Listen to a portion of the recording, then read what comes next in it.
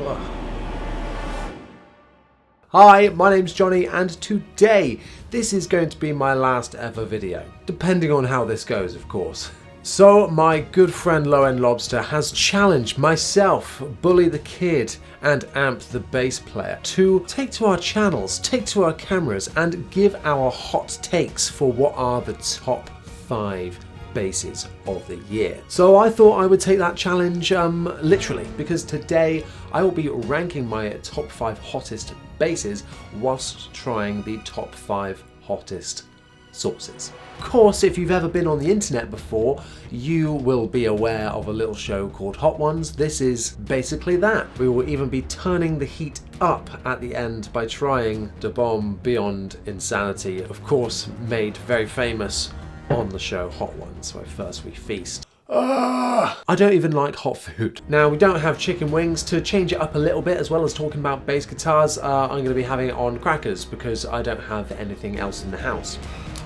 Maybe we should turn the heat up even more. We're turning on the red light. No. Now, kicking things off lightly, we have got a ghost chili sauce from Meat Lust. I don't know anything about Scovilles or how hot this is, but I know it's not that bad. It's not that bad. We're going to start things off low. Nice and easy, you know? Let the flames begin. I didn't take into account the dryness of the cracker. So the top 5 basses of 2022, kicking things off at number 5. I have given this place to the Harley Benton JJ55 OP. 0P OP. These basses were brand new for 2022, and when they initially announced them, I wasn't that excited. They were based on the Aria Detroit, and it's not a bass that I'm that well connected with or have a relationship with, and so I was like, well, is this going to be okay? So I decided to try out the 5-string, and oh my goodness, it was so good. It felt amazing, it played incredibly well, and it sounded great too, and all for around £200. Absolute no-brainer. These things are awesome. I wasn't surprised how good it was, but just that how much I enjoyed it, and that it was such a standout for me this year. Now, I've made separate videos on all of these basses, so make sure you check out the links in the description or up in the cards. I mean, that sauce wasn't too bad. I think we might be fine. Okay, the branding has taken a shift now. Psycho Juice, and it is 70% Carolina Reaper. Use daily, apply to all food. This can't be that bad. Hallowed be thy pain. Just shut up whining and take your damn medicine. Okay. Oh gosh. It doesn't look like much from here, but... Oh God. That smells like wallpaper stripper. Oh God. Bottoms up. Ooh.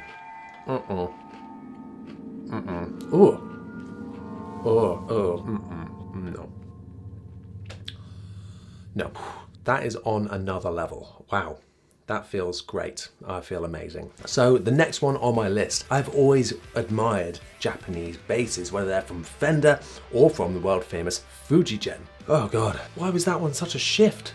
My FGN Jazz Bass, it just feels so silky smooth and gives you that really rich, but I was going to say spicy, but I don't even want to say that word. It gives you that rich but zingy high end that you want out of a jazz bass, and yeah, it has never let me down. It's been on a couple of gigs with me since, and it is awesome. We're on the second one. That was too much sauce. Feels awesome, looks awesome, plays awesome. If you can get your hands on one of these, definitely do it. If you can get your hands on this, don't do it.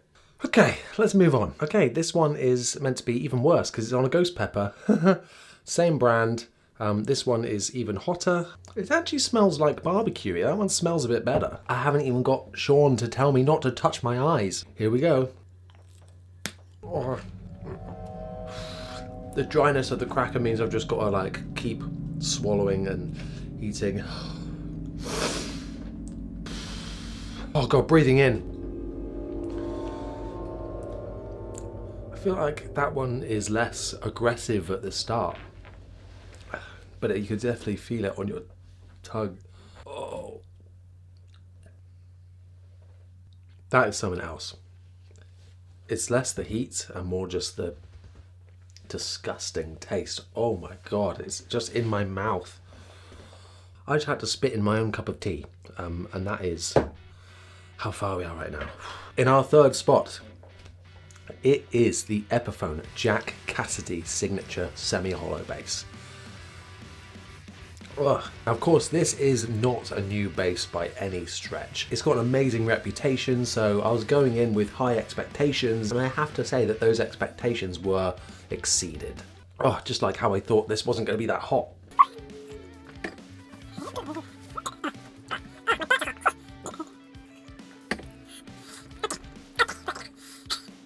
This bass is ridiculously warm sounding and so smooth. It just screams quality, and you can actually get a lot of sounds out. Out of it. I hadn't really had much experience with a semi-hollow bass before. I kind of thought it was a gimmick, or like didn't get it, didn't really ever want one, and this really changed my mind. Doing things like putting fuzz on it just makes it into an absolute tone and creativity machine. And if I can see one that comes up for sale, but of course they are quite rare now, they never come up for sale because that's how good they are. Okay, and the branding is getting even more aggressive now as we move on to the God Slayer. Now, I've been playing a lot of God of War Ragnarok at the moment, so hopefully that will come in handy. Although this is called the God Slayer, so maybe that's a bad thing. Oh god, it's thick. I can't really tell the heat of that. Oh, I got a lot of that on my lips.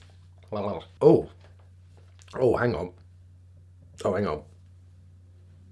That one's gone straight to the back of the throat. Oh, there's such a different effect. Oh, I don't want to wash it down. I want to wash it out. Oh, that's an aggressive violation of the mouth. Oh, the second spot, I've got like the shivers.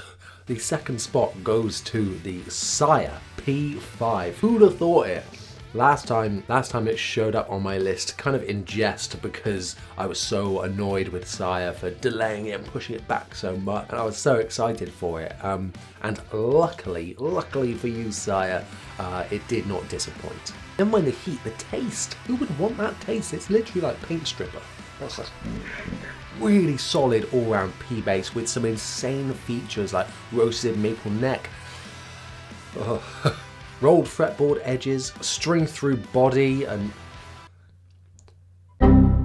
lots more features that just made it such a premium P bass for like around £400. When people ask me like what is the best value guitar, although you've got Harley Bentons and things like that at the lower end, if you're looking for like £300 or £400, or you're looking at Squire classic vibe stuff, that bass sits right in that sweet spot. You're getting the very best bang for your buck.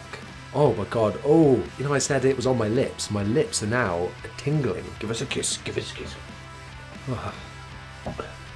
Now that one was an abomination, but I don't actually think it was the hottest one. I think the one before was a bit hotter before we hit our top spicy boy bass. Now I'm going to say some honourable mentions. First off, I want to give a shout out to the Fender American Professional 2. So on my recent trip to the Fender Artist Showroom in London, I got a whole day of trying out all the basses that they had there. And I was able to just pick what I wanted off the wall, take it to the amp room and blast it through a massive Fender, and blast it all through a Fender Bassman rig with an 8x10 cab. And the first bass I actually played was the one that stood out to me the most. Man, that thing felt so nice. Oh god.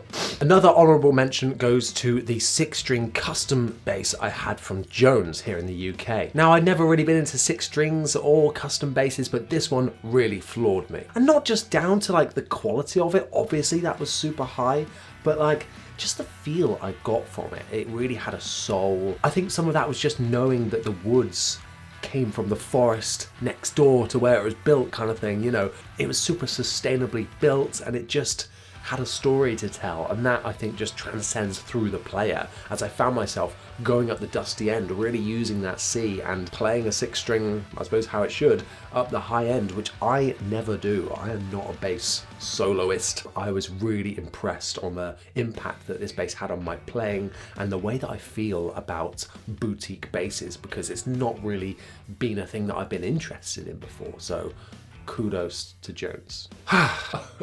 The time has now come for the top spot. Crown the winner of 2022.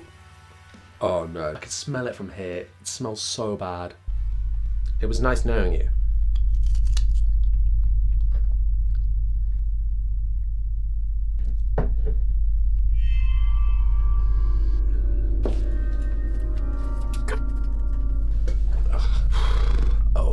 That's literally a slow burner. I feel like that is literally like a bomb where it goes off. You think, oh, it's not that bad, and then the shock wave comes, and that's what does the real damage. Holy moly. Okay, top spot for the hottest bass of 2022 goes to the Squire 40th anniversary precision bass. Oh, this sucks. So Squire absolutely floored us by releasing the 40th anniversary celebration series of basses to obviously celebrate the 40th year. This is really affecting my brain. One of my dream basses is a 50s style P bass. Blonde body, anodized gold, maple neck, and this is just that in an affordable package. Now, there was a lot of rumour that these were just going to be pimped up classic vibes, and although they're still made in Indonesia, they definitely feel better than the classic vibes, I think, anyway. That close to throwing up.